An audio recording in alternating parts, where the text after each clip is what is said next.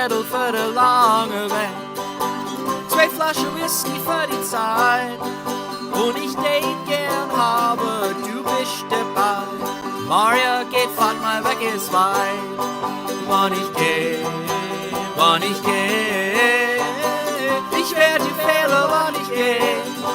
Du sehst nicht, was ich mach, du sehst nicht, wie ich lach. Ich werd dir fehlen, du watsch sehen. Hab kriegt mein Zettel für den langen Weg. Du schönste, als mir finden kann. Es hat Maria und Dale ganz wunderbar. Hass ich dir den weißen Dank. Wann ich geh, ich werd dir fehlen, wann ich geh. Du sehst nicht, was ich mach, du sehst nicht, wie ich lach. Ich werd dir fehlen, du watch sehen.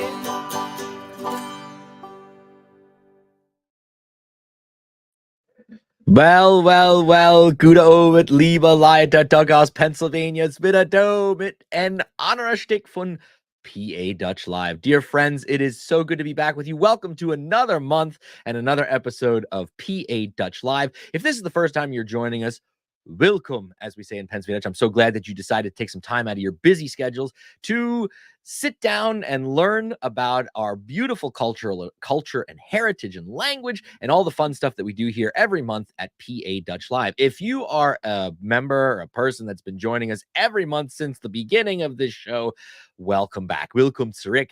If this is your first time joining us, what I'd love for you to do, no matter whether you're watching on the YouTube channel or on Facebook, or on Twitter, you can't make the comments, but if you're on Facebook or on the YouTube channel, put in the comment section where you're joining us from so I can give you a shout out. There's a bunch of people that they know the drill. There's already a bunch of people that have left comments, so let's get right to it. Actually, a shout out to Narf Metmone says, Doug, was hoping to see you on the Hibbity Dribbit Spey premiere tour, but missed you. We'll talk more about that here coming up. Will you be in Kutztown this year for the festival? You darn bet your bottom dollar I'll be at the Kutztown Folk Festival. Chris and I will be performing July 1st, 2nd, and 3rd.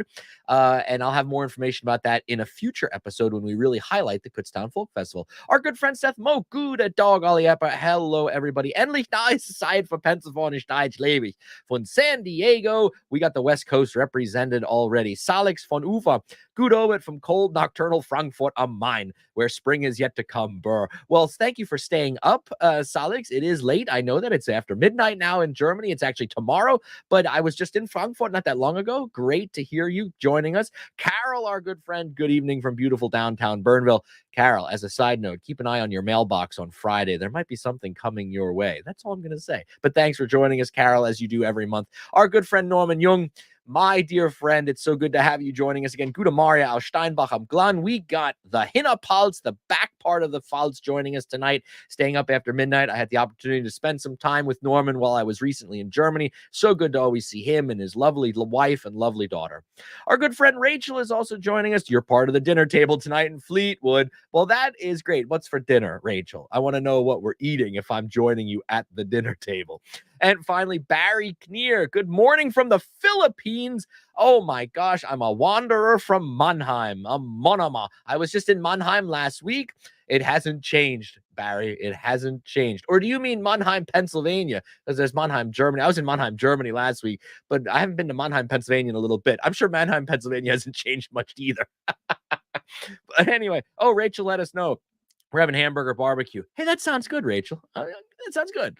Jeff is saying, Jeff Gillen in Wilson, North Carolina. Thanks for joining us. Jeff, we got the South represented. My good friend, our good friend, Jim Beidler. Good evening from Leesport. I know Leesport like the back of my hand. Glad to have you with us, Jim. It's always good to have you with us.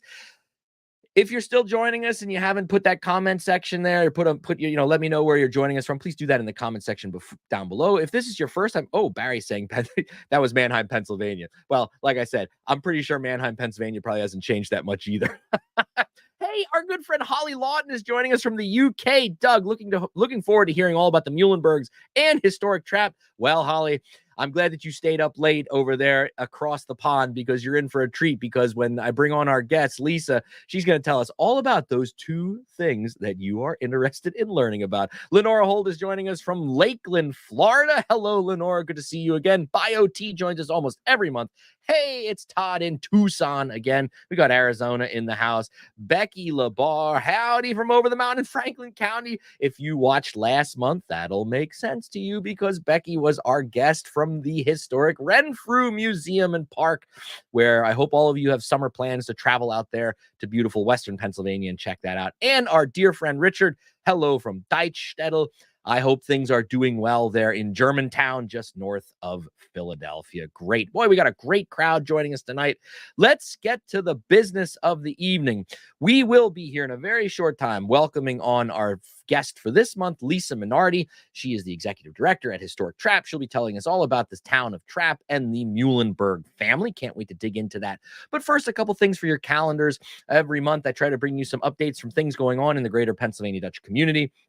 First and foremost, this Sunday, April 28th, that's this Sunday. Mark your calendars. If you're in the greater Lebanon region, you can head over to Zor Lutheran Church and participate in a Pennsylvania Dutch church service where Ethan Levengood will be giving the sermon on So hen sie gezongen. This is how they sang. It'll be a wonderful opportunity to worship and celebrate in the Pennsylvania Dutch language there in Lebanon, Pennsylvania, and that is starting at 2:30 p.m. Halbatrai Numidog. Mark your calendars. Also, some news from the group that will be learning a lot more about tonight, Historic Trappe. A couple things for your calendars as well if you're in that part of southeastern Pennsylvania. Our guest tonight will be giving a lecture on The Native Son, The Life and Art of David Ellinger. That is on Tuesday, May 21st from 7 to 8 p.m. And all this information is available on their Facebook page too if you'd like to learn more. But I just want to throw these two events out. Also, the Garden Fair and Living History Day will be on Saturday, June 1st. That'll be here before we know it. That's a whole day event from 10 a.m. to 4 p.m. That is there in Trappe. Again, to learn more about this, of course, please check out their Facebook page, and we'll learn a lot more about Trappe here in a couple minutes and all of the amazing things that they do. Of course, the big event for all us Dutchies out there is the annual Kutztown Folk Festival. This year will be the 74th. Can you believe that? The 74th Kutztown Folk Festival, and that runs from June 29th to July 7th. Please plan to attend. If you'd like to see me, I'll be there performing live on the 1st, 2nd, and 3rd of July. Chris and I will be doing our Pennsylvania Dutch humor and music shtick that we love to do. I think we perform at least twice, if not 3 times each of those days. So many opportunities. I'll have more information about that as we get closer to the time, but I did want to give you that information now already. June 29th through July 7th there in beautiful Kutztown, Pennsylvania. Real quick, Katie, our good friend Katie, is joining us also from Philly. Hey, Katie. Do you know that Jim's joining us, Katie? I don't know. Do you know Jim? Maybe you should get to know him.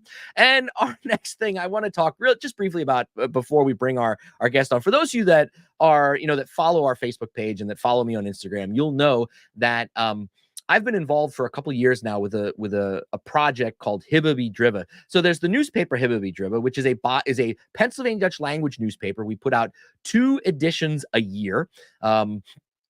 In 2017, 2 German filmmakers approached me about turning this idea of the Pennsylvania Dutch story into a documentary. And we did that in 2017 and 2018. We filmed Hibbibi Driva, Pelsisch in America, or Hibbibi Driva, the roots of Pennsylvania Dutch. By the way, Hibbibi Driva means here like there. And in the first film, we looked at the origins of the Pennsylvania Dutch through my perspective. I was lucky enough to be chosen to be like the main character in this documentary. And the first half of the film we filmed here in Pennsylvania, and we told the story of the Pennsylvania Dutch. And then I flew to the region of Germany where a lot of us Pennsylvania Dutch come from, the Pals, the Palatinate. And then I went in search of our roots there in the old country. That movie came out in 2019. It was a huge success in Germany. And we also did a tour here in Pennsylvania and in the United States. That movie is available to live stream on Amazon. You can watch it now if you have an Amazon Prime account. The reception was so good that the filmmakers decided we want to make a second film, like a sequel, and this time we're going to tell it through the eyes of somebody from that region of Germany. So this time, Hibibi Jibba 2 or 2 just premiered in Germany last week. I just flew home last Thursday. I was over there for a week of the premiere and the premiere tour. We were in a bunch of different cities throughout that region of Germany showing the film. This time, the first half of the movie tells the story of that region of Germany through the eyes of somebody from there. And then he came over here and encountered the Pennsylvania Dutch culture in our story, and he tells that experience through his perspective of a German, of somebody from this area of Germany where we came from. The movie was a huge success. I got a couple photos I'd love to share with everybody. The world premiere was Sunday, April, whatever that date was, the 14th, I believe, in Landau, the home area of the filmmakers. People were lined up outside. Actually, that night we sold almost 1,000 tickets. We showed the movie in 5 different theaters within the movie theater complex. 2 showings, one at 4:30 and one at 8:30. That's how large the reaction was to this film. And then for the next couple nights, every night we were in a different town, and every night was sold out. It was unbelievable. The tour is still going on. I had to come home because of work, but a couple more photos. We did some TV interviews while we were over there, promoting the film and promoting Pennsylvania and promoting the Pennsylvania Dutch. This was in the city of Heidelberg on their local TV channel.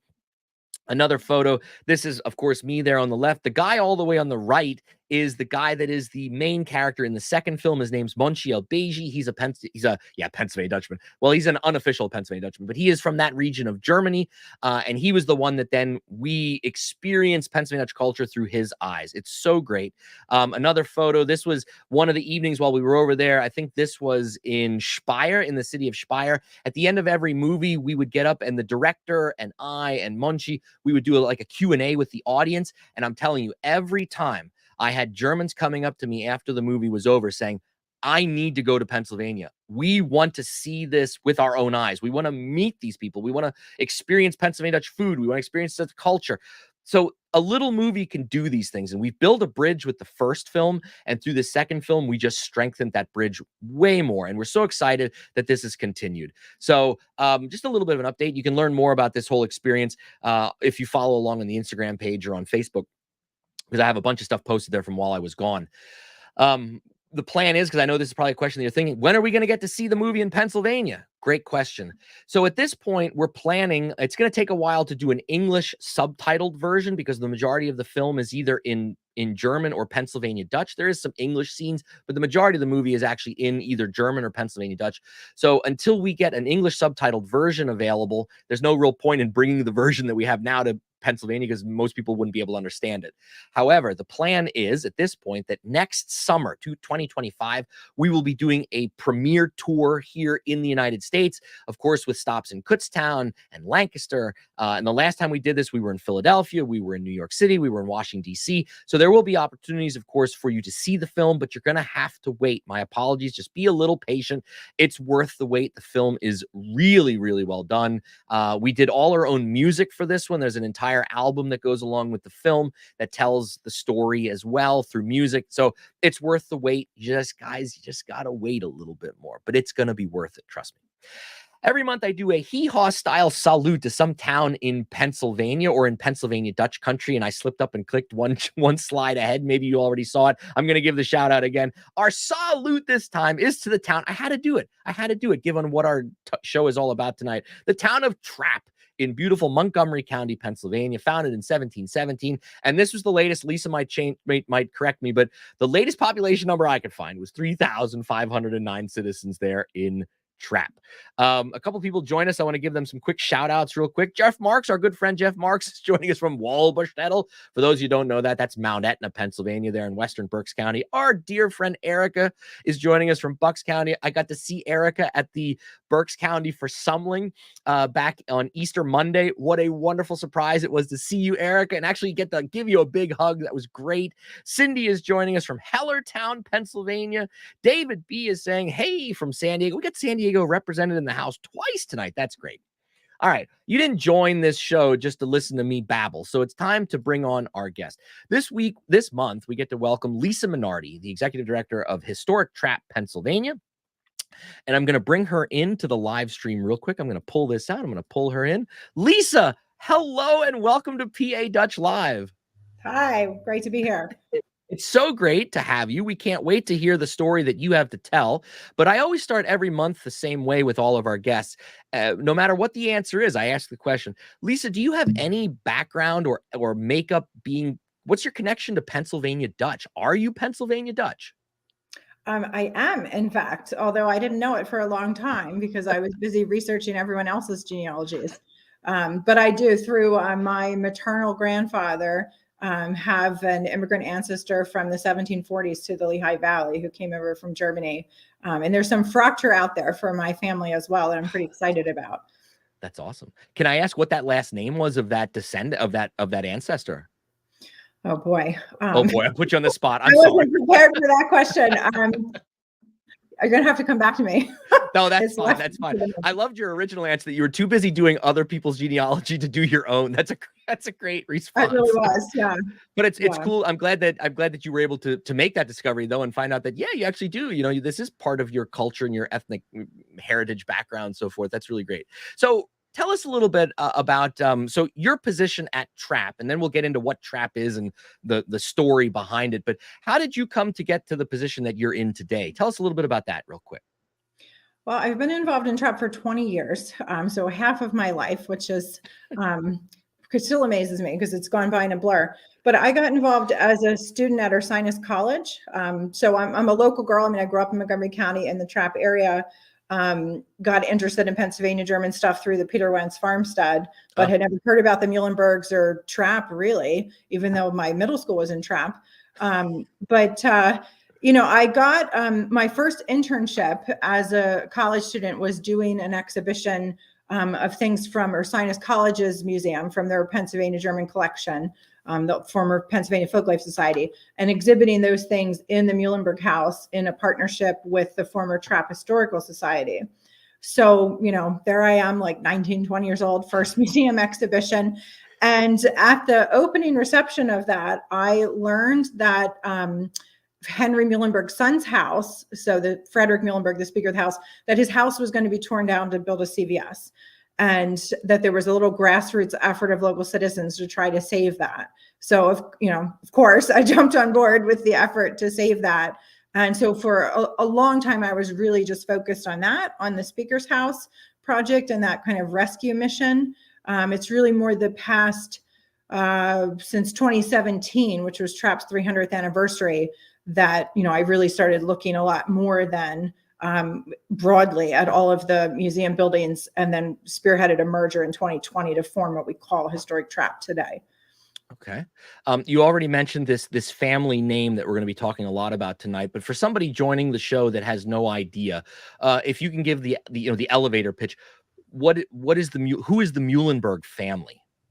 Yeah, so they're pretty incredible. I mean, they're just have their finger in every pie, it seems like, in Pennsylvania German culture, really in American history. So the family starts 1742 when Henry Melchior Muhlenberg immigrates to Pennsylvania. And he's sent here as a missionary, basically, to get the Lutheran Church organized in America, to be the administrator of that, and then to serve as the pastor of 3 congregations, Trappe being one, New Hanover, which is near Trappe, and then Philadelphia. But then, he gets married. He marries one of Conrad Weiser's daughters, Anna Maria. They have children. Some of their sons are educated in Germany, are ordained ministers just like dad. But then, the oldest son decides to quit the church. He joins the Continental Army, plays a big role in the American Revolution. The middle son, Frederick, also quits the pulpit then a few years later, goes into politics, works his way up to be the first Speaker of the U.S. House. Pretty amazing. And then the youngest son, he stays a pastor, but he's an internationally renowned botanist. So, they're just across the board involved in so many aspects of Pennsylvania and American history. And once I realized that, I've been hooked. I've studied them ever since. It is unbelievable. You're right about just how broad of I don't even know how to explain it, but you're right. I mean, they were everywhere, and you can't talk about colonial Pennsylvania history without at least acknowledging the Muhlenbergs. It's just unbelievable. And they were centered in Trappe, and that's of course where you are. And you sent some great photos that we're going to share here. So I'm going to bring these in, and I'll just have you talk through. So if somebody comes to Trappe, these are the things that you can see and experience and learn about. So everybody, let's learn about Trappe. Take it away, Lisa. Yeah, so this is one of our house museums. This is what we call the Muhlenberg House. So it's the retirement home of Lutheran pastor Henry Muhlenberg. He was in Trappe initially, then was in Philadelphia for a period, moves back to Trappe in 1776 into this house. And literally through those front windows, he watches the war go by. He can hear the cannons at Brandywine from this house. They have up to 32 family members living there during the war. This is also where he's, continuing to be a pastor, continuing to administer the church. And then he sells this, he and his wife, Mary, they sell the house to their oldest son, Peter Muhlenberg, the general, in 1787. So Peter, his wife, 4 children, and 2 enslaved servants move into that house with mom and dad in 1787. So we interpret all of that on our tours here, which, it's a fully furnished house museum with a lot of original Muhlenberg family furniture and portraits and silver and, anything we've been able to round up and, bring back home where everybody can see it now. One quick thing that Lisa's talked about, this idea of the power of faith and the role of faith in the Muhlenberg family. I was born and raised Lutheran, 12th generation Lutheran in Pennsylvania. And for Lutherans, Henry is considered the father of Lutheranism in America, in all of America, because he set up, what we consider today, the foundation of the Lutheran Church in America stems through him. We can't downplay that at all. Unbelievable. And 32 family members were in this house. Yeah, it's Henry, his wife, their youngest daughter, Sally, and then a whole bunch of grandchildren, daughters, and daughters-in-law, all seeking refuge here. So for 2026, actually, we're planning a special exhibit where we're going to cram this house full of beds and trunks and cradles and high chairs and, make it feel like a refugee encampment. Right. Unbelievable. Yeah, so this is actually upstairs in the house, and this is reflecting the multi-generational, period of the family in 1787 right now is what we interpret. So this is set up as an upstairs parlor with Peter and Hannah living here and having to, share the house with Peter's parents. Otherwise, the parlor would normally be downstairs. But the key thing here is the portrait hanging on the wall. That is Speaker Frederick Muhlenberg. This is an exact copy of the original, which is at the Smithsonian, painted in 1790 of him, as speaker in the grand chair commissioned for the Speaker of the House. And what I think is so significant also about this portrait, you can see he's got a quill pen in one hand, documents on the table in front of him. In the original, you can read the text of what he's signing. And it was the first federal treaty with the Indians or Native American population. And I think that Muhlenberg is channeling his grandfather, kind of Absolutely. Why not? But showing, that he comes from that tradition of, political figures, of great statesmen. And he's owning that in this portrait. That's great. This is also upstairs. So before my time, when the Muhlenberg house was restored, there was a decision to turn this room into an upstairs gallery. So you can see there's track lighting in here. This probably would have been a bed chamber, but rather than having, 4 bedrooms on tour, it's interesting to have this gallery space. So what we have up right now is an exhibition of Pennsylvania furniture from both Philadelphia and the back country from around 1700 to 1790, let's say. So giving a good stylistic progression of things, mainly with seating furniture. And we will, this room, we're planning to kind of flip around for 2026 and sort of shovel the furniture to one side, drape it with linen sheets like it's there in storage, with all the refugees. And then we'll put beds and, things everywhere for the 32 people. Yeah. This is the upstairs servants' room. So this was something, I started when I really got involved with 2017 for our 300th. And, it was known that the Muhlenbergs, particularly the elder Muhlenbergs at this point, that they relied on both local hired girls that they would employ to help with spinning or washing, but they also had live-in indentured servants, and then that Peter Muhlenberg brought 2 enslaved Africans to the house. But there really wasn't interpreted. There was no space in the house where you could see or feel or talk about that. And so I purposely redid this room to show very humble, low status types of furniture. There's one bed, just like a mattress on the floor, to put that right out there. And it works really well with visitors, because then we can compare that with the Muhlenberg family's bedrooms, and you ask people what differences they see, especially with children. That it's, we have to tell the whole story here. Just real quick, I'm curious about this. That now that you've done some of this research, the African American slaves that were there at the Muhlenberg house, how long did they have them for? Did they eventually get their freedom somehow, or what? Do we know their story? We're still actively researching that, so that's become a really big deal for us currently to study this some more. So I just literally 2 nights ago, I was reading again Peter Muhlenberg's will, which is from 1807.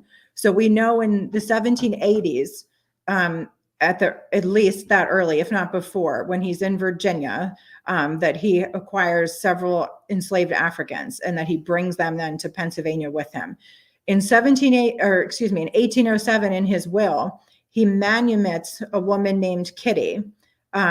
So a long time, has gone by, and he still is the owner of Kitty. And then he refers to a younger woman who's named Hannah as an indentured servant, and he reduces her term of servitude by several years. But I want to research that more, because I think that Hannah, she might be Kitty's daughter, but I believe Pennsylvania in 1780 passed the Gradual Emancipation Act. And I think that's what he's referring to, and that he's taking a few years off of Hannah's term under that act. He specifically says that they're both Black. So we know that she's not, a German indentured servant or a white. So, but, I wish we had more.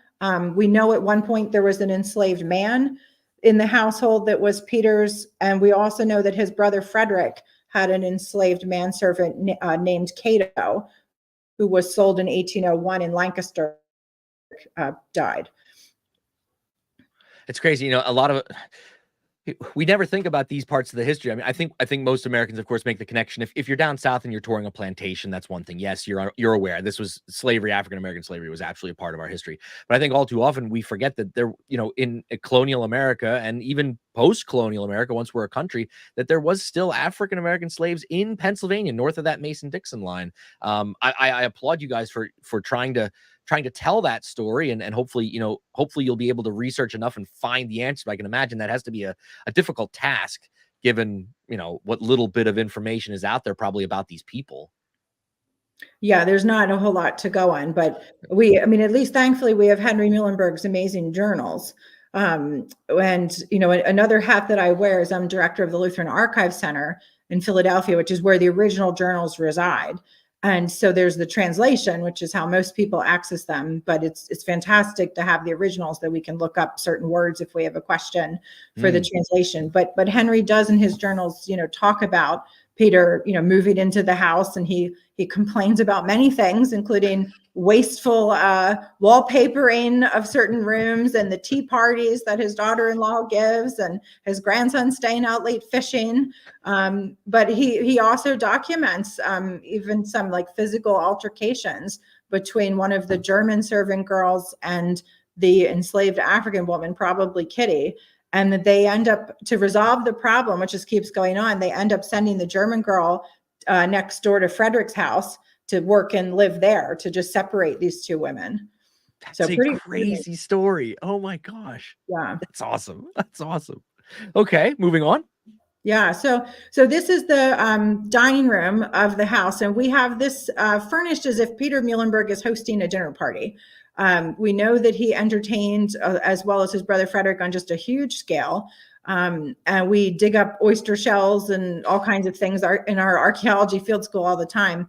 The really important thing in this photo are the chairs around the table. So these are original Muhlenberg family chairs made in 1763 in Philadelphia by a German Lutheran immigrant, a cabinet maker named Leonard Kessler, who was a member of the St. Michael's and Zion congregation, and seems to be sort of the go-to cabinet maker for wealthy Lutherans like the Muhlenbergs. But the amazing thing here is, if these chairs, if they didn't have any history to them, anybody would walk by them, any furniture person, let's say, and just say, oh, yeah, those are pretty nice Philadelphia Chippendale chairs, whatever. But, thanks to Muhlenberg's journals and the family for preserving these, we know who made them. We know how much Muhlenberg paid for them. We know the date. We know that they were brought from Philadelphia to Trappe then when Henry retired and moved to this house. And they're Pennsylvania German chairs, made and owned by Pennsylvania Germans. They're just extraordinary. But you'd never think it to look at them.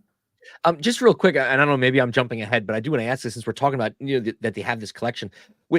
Has this property? How long was this property in the Muhlenberg name? Like, does it eventually get sold and falls into a different family, or what's the history? Like a real quick version of what happens once the Muhlenbergs die, or has it always been in the Muhlenberg family?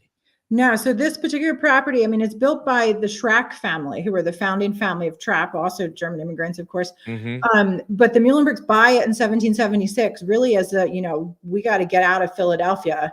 The British are coming, literally, kind of panic that Henry goes into. So they own it 1776 to 1787. Henry's son, then Peter, purchases it, and Peter owns it until 1802. And then he sells it to another out of the family and moves to Philadelphia. So it's from 1802 until I think 1989 is when the Trappe Historical Society acquired it. And it had been extensively Victorianized, roof raised, windows changed out. So it was a pretty massive restoration in the 1990s to return it to what you see here. It's crazy that everything survived then, given that story. Unbelievable. Wow. This is in Henry's office. This is one of my favorite rooms. He talks in his journals about wanting, peace and quiet and being far away from the kitchen. So my interpretation of that is, to put him as far away from the kitchen as I can get. And so we have him set up in there with, a desk and a bookcase and things. But he also was uniquely, any of the Halle trained Lutheran pastors, including Henry, who came to Pennsylvania, they and their wives were uniquely allowed to import the Halle pharmaceutical goods. And so we're interpreting that here on the table with a sort of apothecary shop, if you will. And we know that Henry, he did this, his wife did this on her own separate financial accounts, interestingly enough. And then they would either resell them or give them away, depending on, the financial situation of the person in need. But he's always in his journals talking about, this person or that knocking on the door, asking for medical advice, or, I have a sore throat. What can you give me? That kind of thing. Okay. This is the downstairs bedchamber. So, interpreting the old folks living here. So Henry and Mary. And so we have older furnishings here. We have the Kleiderschrank standing there to show, the more old world types of furniture that they would be using versus more fashionable chest of drawers in their son's room. The bed here, those blue curtains were lovingly stitched by our volunteers. I have a project up my sleeve in the next few years, though, because Muhlenberg, Henry, he came from Einbeck. And Einbeck is home to a Blaudruckerei, an indigo blue, printing shop. It has been in business since 1638. I visited there several times. It's an amazing, family-run business. They still have many of the 18th century, stamps for making these designs. It's crazy. And how cool would it be to commission them to have indigo printed, bed curtain fabric printed in Einbeck, and then we could turn it into bed curtains here in Trappe. So that would be crazy cool. It'd be fun. Absolutely. Yeah. So, and then this is the first floor kitchen of the house. So what Henry wanted to get away from, this is at the back of the house. When the Muhlenbergs move in 1776, they actually also hire a stonemason to construct a second kitchen attached to the back, what we might call a summer kitchen, with the bake oven. And, Henry just knew that there was going to be a ton of people seeking refuge there from the family. And he mentions, like, when the American soldiers are camped out in the Trappe area, the women just baked bread all day long, all week long, to give to the hungry soldiers. So this would have been a high use kind of place. And, just imagine cooking for 32 people. Right? Yeah. Constant. And the Muhlenbergs entertained, even, outside of the war. Henry's the head of the Lutheran Church. So, he'll make these casual references in his journals like, oh, 85 people had dinner at my house. And you're like, what? Like the entire ministerium and all the delegates are gathered in Trappe, and Mary, the daughters, every woman in the neighborhood, they're all cooking to feed them. And it's one sentence in his journal, that captures the whole thing. Yeah, that's incredible. Especially, open hearth cooking. This wasn't, this Yeah. was a laborious project for sure. Yeah. So now this is the speaker's house. So this was a very exciting day that you see here. This was in 2017 when we were putting the new roof on. So we had a huge effort there to, this house had also been Victorianized. And so we actually by crane lifted off a Victorian mansard roof and then put up the pitched rafter system like the house originally had when Frederick Muhlenberg and his family lived there. And then this is a bunch of our volunteers, as well as some of the roofing crew up on the roof, putting on trim and shingles. And that was back in 2017. We're now focused on much more on the interior restoration. And our goal is to finish that by spring of 2026 and have, some big ribbon cutting and, launch this house to be fully open to the public in time for the America 250. So now, again, this was the property that was going to be turned into a CVS, correct? Yes.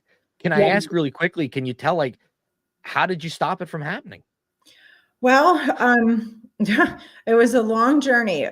So unfortunately, there's a big shopping center across the street from this house. It's on Main Street in Trappe, which is a commercial quarter. And the CVS was in that shopping center, and they wanted to have a standalone site. And so this building had turned into a pretty derelict apartment building, and they, thought it would be, I guess, easy pickings. Trappe still to this day doesn't have a historic preservation ordinance per se. I wish they did. I advocate for that, but it hasn't happened yet.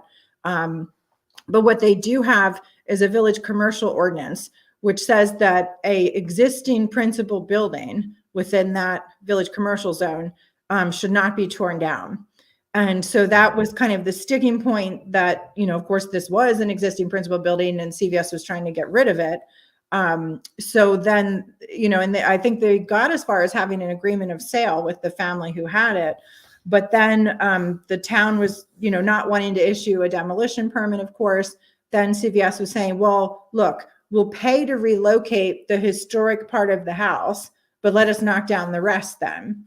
And thank God that didn't happen, because nobody at that point, this is a little bit right before I got involved, but nobody understood the building. And so as you look at this picture, what everybody at that point thought was the old part of the house is that rear section, this sort of the last two windows over. That's what they would have tried to move, and they would have demolished the rest, which, now we know that was completely backwards. The front part of the house is the original part closest to the road. That's where Muhlenberg lived. And the rear part is a circa 1840 kitchen wing. So, God, they didn't try, that option. And I think they finally got, sick of the whole fight, and they decided to, go to Collegeville up the street and tear something down there instead, and, build their drugstore. But so meanwhile, this little grassroots effort called Save the Speaker's House, was able to become a nonprofit and step in. And then we had to raise $500,000 to buy the property. Yeah. So that's what I spent a lot of time doing in the early years. So this photo is now from earlier this year. So you can see the roof line is done. We've started a major window restoration. We've put in a Pennsylvania German style kitchen garden there. We rebuilt the bake oven. So a lot more has happened. When I was at the house today, there was probably 10 contractors there working on baseboards and windows and plaster. And, we really have a lot of progress now, thankfully, going on. And how far is the speaker's house from the Muhlenberg house that we were looking at earlier? They're just a short walk. There's maybe 3 more modern buildings in between them. So when we do bus tours, for example, we'll just have the bus park in a lot across the street. We'll divide the group in half and, switch them on foot, walking between the two houses. Okay. This was nice. This was last summer. So we were celebrating the restoration of that kitchen fireplace there in the background of the speaker's house. You can see the bake oven door. And then this is some of the heirloom produce that we grow in that kitchen garden. And we have Henry Muhlenberg's journals to help us to some extent, where he talks about different things the family grew. And then we go out to Landis Valley to their plant sale coming up and do a big shop there to help plant the garden. And then we have a weekly farm stand every Saturday where we sell that heirloom produce. So this was just a photo that we did kind of to show that garden bounty in the kitchen. Yeah. Real quick, Warren Deeds is saying, hello from Georgia. My fourth great-grandfather, Thomas Dietz of Evansburg, was baptized and married by Reverend Muhlenberg. So we are, I mean, it's crazy that we have all these stories. Yeah, that's awesome. Thanks for sharing that, Warren. That's really great. That's really cool. Yeah. So there's inviting you to step right into that garden. I mean, it's, we had 2 folks working there today when I was at the property. It's just an incredible experience to walk there. And, we've tried to make it very authentic, but we did do a couple compromises because we wanted people to be able to get in there with a wheelchair or a stroller, for example. So like that center aisle is a little wider than it would have probably been originally. They wasted that much space. But you've got your raised beds for growing your root crops like carrots and radishes and beets. And then the perimeter bed has your flowering perennials, your herbs, things like that. Yeah. No. Okay. So this is just a little further up the street, but still walkable. This is what we call today the Dewey's Tavern. So that left side, the tallest side, is the tavern section, which was added around 1830 or so. The right-hand portion supposedly dates as far back as the 1740s and was a house built by a German immigrant named Andrew Miller. So this building has been remodeled, expanded, several times over the years. And in 2019, we renovated this. It was the longtime headquarters of the old Trappe Historical Society, but it needed some updating. So we renovated the first floor, put in all new LED track lighting, and created exhibition galleries there to launch our Center for Pennsylvania German Studies. So was this at one point a tavern? Yes. It was. Okay. Yeah, from about 1830 to 50. Oh, okay. All right. So here we're looking now in the furniture gallery. So this is in that building we were just looking at. Yeah. Correct. Yeah. Okay. One of our exhibit galleries. Yeah. So you see, it's got new floor, new lights, new paint. But we're trying in this gallery to celebrate Pennsylvania German craftsmanship, and particularly with furniture making and different ways of decorating furniture. So we show carving, we show inlay, and around the corner we have painted furniture.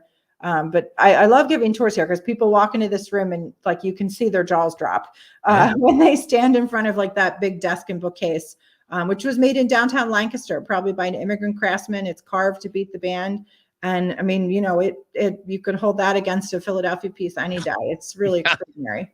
It's unbelievable. And the tall clocks too. I mean, you can't talk about the Pennsylvania Dutch and clockmakers in Philadelphia without mentioning those. Absolutely not. Yeah, I think every small town, it seems, had a German clockmaker, including Trappe. We had a guy, George Heggie, who was our clockmaker in the 19th century. Now this room, this is in the tavern also. This is our Frochter gallery. So this is just a small sampling of the Frochter in our collection, which is growing. That's one of my specialties, of course. So of course, I love to add to the collection there. And the painted chest is from the Machentango Valley. Here. There's one, it's a little hard to see in this photo, but one of the Frochter is very special. It's made by it's the bottom left one, made by a German Lutheran immigrant, Conrad Gilbert, who he's originally in Montgomery County before he moves to Berks County. But what's so cool is it's for a kid baptized in 1782.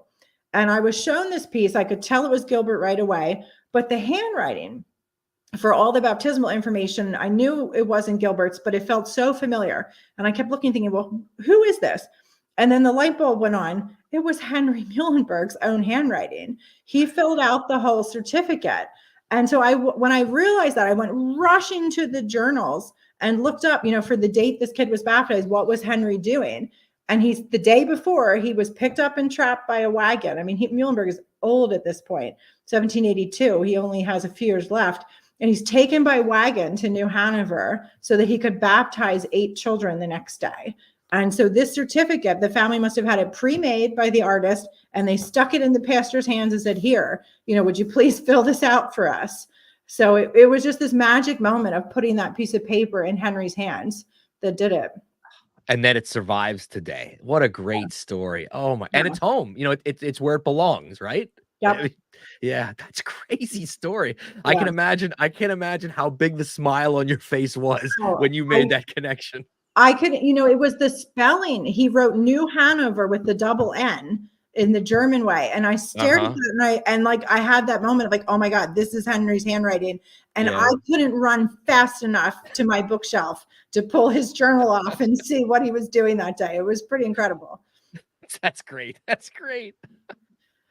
This is we call this our paintings gallery. So featuring both painted furniture as well as artworks. The two paintings here are both amazing. These are by Charles Hoffman, a 19th century German immigrant. The one over the fireplace is very unusual with this like horse and buggy. There's a mile marker in that painting that says it's about, I think it's 40 or 42 miles from Philadelphia. So we're thinking this might be the Pottstown area. Not totally sure. There's a little town in the background.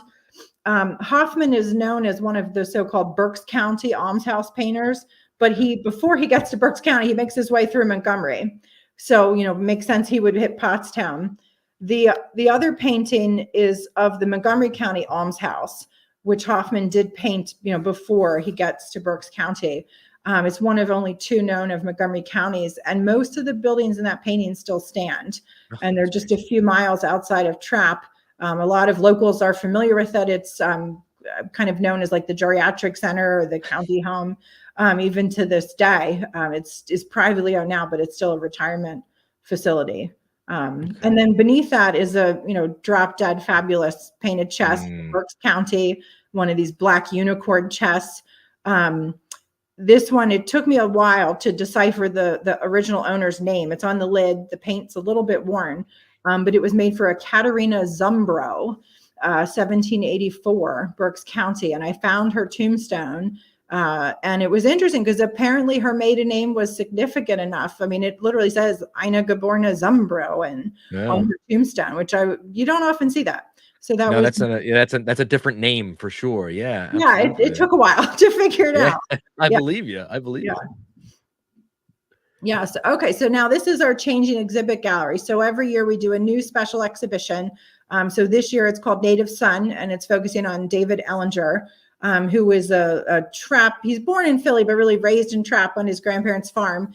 And then he's just one of these kids that I think was born with a crayon or something in his hand. He was always scribbling and drawing, but he really kind of hits it big in the 40s. He got hired for the WPA project. He works for the Index of American Design. He does a bunch of exhibitions in New York City and Philly in the 1940s, and he's able to buy a house in Trappe, a beautiful federal house, still stands. And he had his art gallery there. He had an antique shop, and he was selling Pennsylvania German antiques to everybody, including Albert Barnes, all the big collectors. He was also a drag performer at a local, the Spring City Hotel. So a colorful guy. And we really wanted to claim him for Trappe and celebrate him as, our most famous local artist. So that's why I called the exhibit Native Son. And, a lot of people have heard of Ellinger. His stuff is out there. It's still affordable at auction. You can pick up a watercolor or a theorem painting for maybe even just a few $100s. Versus, his huge oil paintings, which are a lot more unique. But we show the whole gamut here. And we're pretty excited. It's had a really good reception. People seem to really respond to this kind of 20th century, mid-century modern Pennsylvania German folk art twist that he does.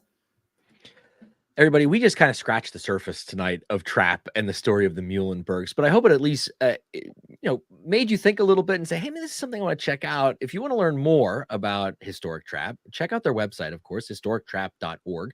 And Lisa, you guys are very active on social media. I know that because we've been talking back and forth.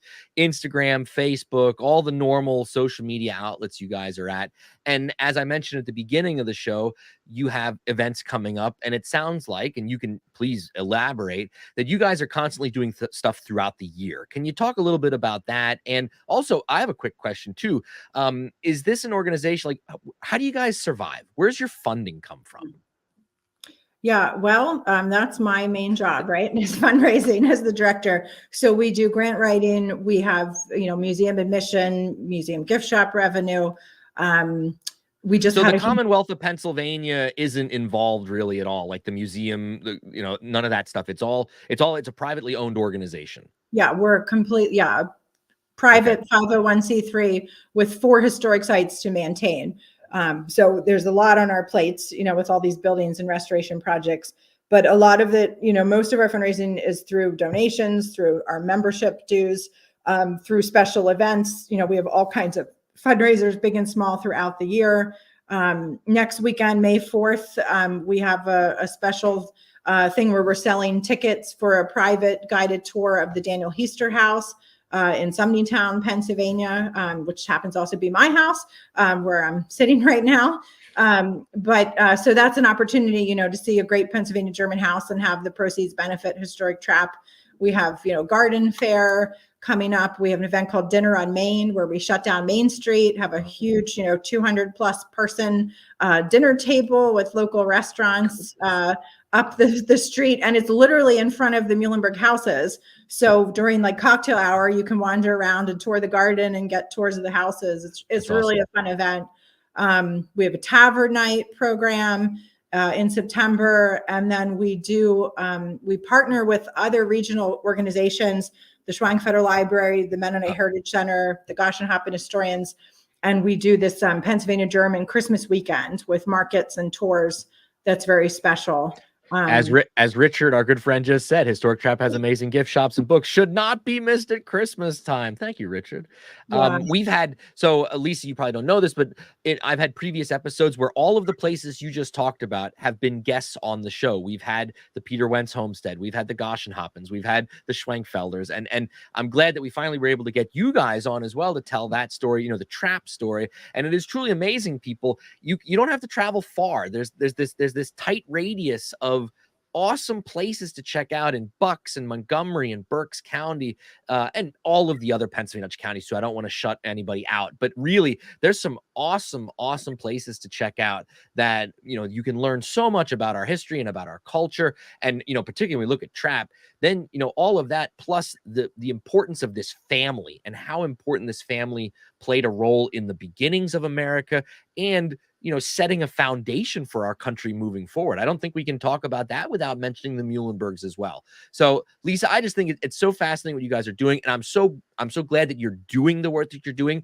I'm sure you don't get told enough, but thank you. Keep up the great work and telling this story, because it is an important story to tell. And everybody, if you're interested in learning more, please check out their website. Please get on their Facebook page if you're on Facebook, or follow them on Instagram. That way you'll know when these awesome events are coming up that Lisa mentioned. Probably more than we can talk about just now, but the ways that you can support this great organization throughout the year. And, learn something along the way too. So, Lisa, before I send you any last minute things you want to throw out to my audience, or anything you want to give a shout out to or highlight before we end this bit of the show. Yeah, just 2 very quick things. We do put out a weekly e-newsletter on Fridays, which is free. And that gives a really good rundown. I know not everybody's on social media, but if you have email, that's a great way to get a summary every week of what we're doing. And you can sign up for that on your website? Yeah, pop-up box will show up. You can sign right up, and it's free. And people do seem to really like that. And the other thing is that in August, there will be 2 things going on. We'll have a booth at the Goschenhappen Folk Festival, but that's a great time, to come to the area, and Trappe's museums are open that weekend absolutely. Too. But then the following weekend, we have a new thing happening. We're partnering with what's called the Bedminster Traditional Artisan Show. That'll be happening in the Trappe area at Perkin Valley Middle School. And it'll bring together like the country's top artisans, people today who are making frocktor, making redware pottery, painted furniture, and just incredible stuff, to bring home some of these contemporary artists and support their work and, support Historic Trappe at the same time with the show proceeds. So we're very excited about that. It's going to be covered in Early American Life magazine coming out this summer. And I know maybe some people subscribe to that. And so we're excited about that too. That's awesome. Lisa, thank you so much for coming on the show and being able to tell your story. If there's something you want to talk to us about again in the future, just let me know and I'll get you back on the show in a future episode for sure. I love what you guys are doing. You're telling a very important story, and the best of luck continuing to tell that story and passing on this history on to future generations. It's so important. And I just want to thank you for the work that you're doing, and thank everybody at Trappe and taking your time out of your busy schedule to come on here and tell your story. And I'll continue to promote your stuff on all of my social media feeds, and it's gonna be awesome moving ahead, and I'm looking forward to great things in the future for everybody here associated with Trappe. Thank you so much, Lisa. Yeah. All right, people, how about that? Now you all want to travel to Montgomery County, don't you? There's a lot to see. There's a lot to do down there in Montgomery. Again, that website is Historic Trappe, TRAPPE.org. Check out their website. If you're on social media, follow along. There's tons of great stuff. They post regularly and they post awesome stuff. I can vouch for that. Every month, a couple of people had some questions here, or comments. I wanted to give them quick shout outs. Let me go back here a minute. Our good friend Seth says, hey, I grew up in Montgomery County. So interesting. Great stuff. It sure is. Jennifer P says, hello, everyone. Well, hello, Jennifer. Salix says, very impressive. Just from the photos alone, right? Those photos really make you think, I want to go check that out. Luann says, hey, late, but we're checking in from Manchester, Maryland. Well, I'm so glad that you joined us. And our good friend Holly over there in England says, hey, those exhibitions look fascinating. It's great to see Pennsylvania Dutch history being kept alive there. Amen, Holly. How about it? Every month, I like to do something in the Pennsylvania Dutch language, usually a poem or maybe some vocabulary. This month, I bring you a poem, and it is by our good friend, long passed away, but good friend nonetheless, Sally Hulsbuck. Sally Hulsbuck was a famous Pennsylvania Dutch poet, born in 1854, died in 1933. I'm going to pull myself here into the thing here so you can see this a little bit better.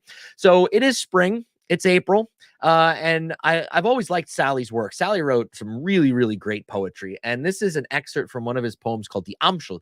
The Amschel is the Pennsylvania Dutch word for robin, so the bird that we always, a lot of people, when they see a robin, then they know spring is here. So this is just an excerpt from one of his famous poems. This is called the Amschel. The Pennsylvania Dutch on the left-hand side, the English is on the right. You read whichever side you feel comfortable. I'm going to read the Pennsylvania Dutch out loud so you can hear it and follow along. Die Amschel by Sally Hulsbuck.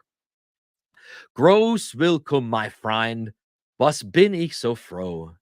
Hast du die erst Amschel, bist noch einmal do. Ich geb dir ein Bett und die Kost noch dazu. Dass du nicht ganz gern für Kameraden wie du. So verlass dich nicht drauf, ich steh dir bei.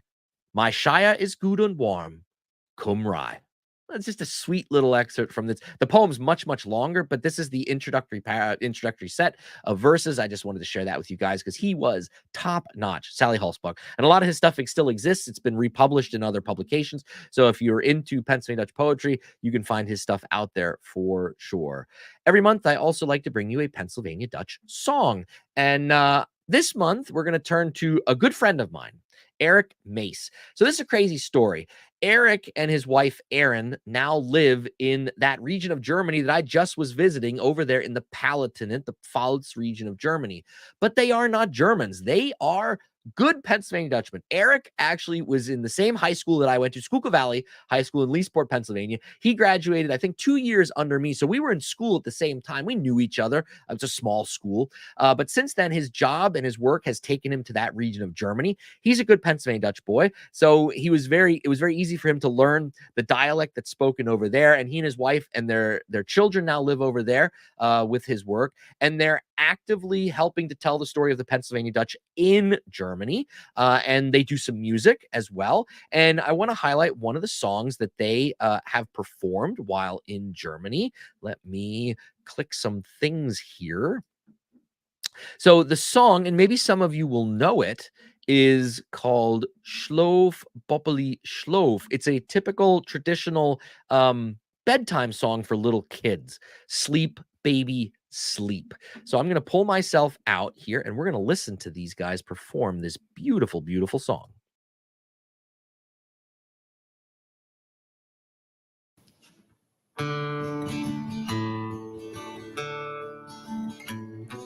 Schlof, Bobbeli, Schlof.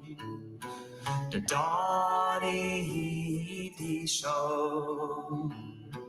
Die Mami hielt die Braneki und kommt nicht heim bis Marienfried.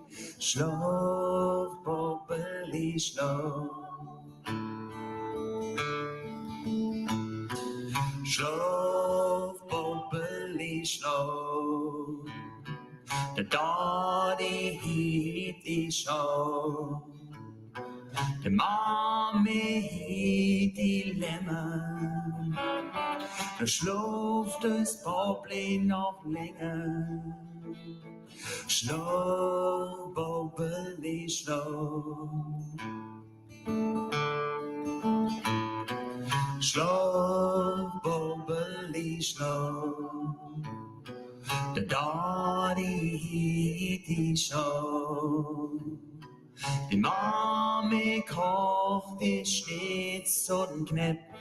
Der Daddy hielt die Käfer weg. Schlof, Bobbeli, schlof. Schlof, Bobbeli, schlof. Der Daddy hielt die Schau.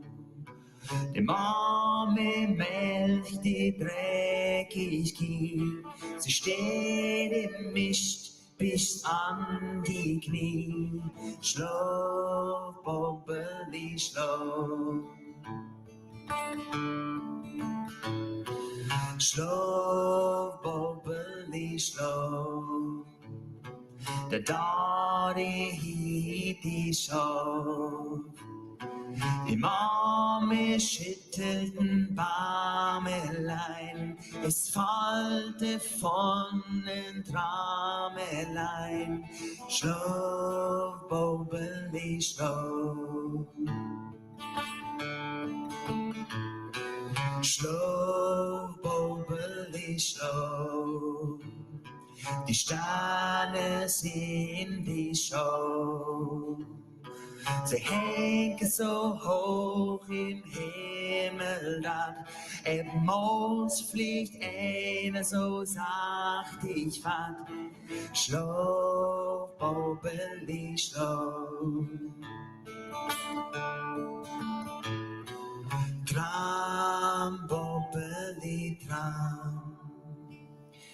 Die Amsel pfeift im Baum.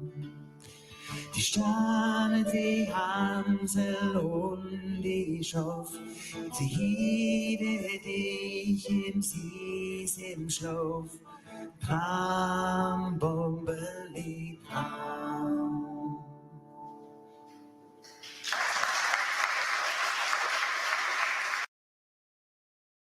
Do you live in Pennsylvania?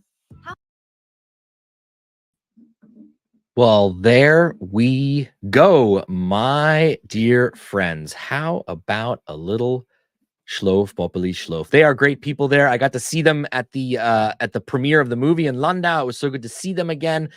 Just good representatives of Pennsylvania over there, telling our story to the Germans and so that they learn more about the Pennsylvania Dutch. It's great. Hey, do you want to wear your Pennsylvania Dutch pride? Because I can help you do that if you want. Do you know, and some of you know this because you watch the show and you know the channel, we have our own merchandise shop where you can get all things Pennsylvania Dutch. Now, it always shows up as t-shirts, but you can get them in anything.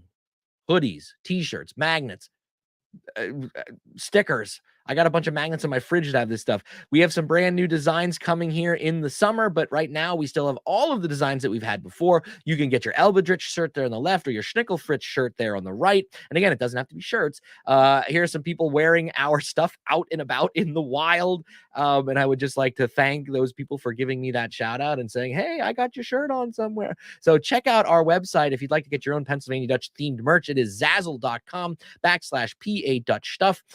It's all designed by Pennsylvania Dutch people. What more could you ask for? I can't say that the products are made by Pennsylvania Dutch people, but they're designed by Pennsylvania Dutch people. We'll leave it at that, dear friends. If you like what we're doing here and you'd like to financially support the channel and what we do, you have two options. And this is a brand new one I'm excited to talk about. For the longest time, we've had the opportunity to buy me a coffee at buymeacoffee.com/Doug Mainford. That still is out there. If you just want to buy me a coffee, coffee's $5. You want to buy me one coffee, you want to buy me 50 coffees. I thank you in advance if you do. All of the money raised through that, of course, goes to the upkeep of the channel. New technology, buying new cameras, all that kind of stuff, traveling for me to go do photo shoots and video shoots, paying, putting gas in the Subaru, all those kinds of things.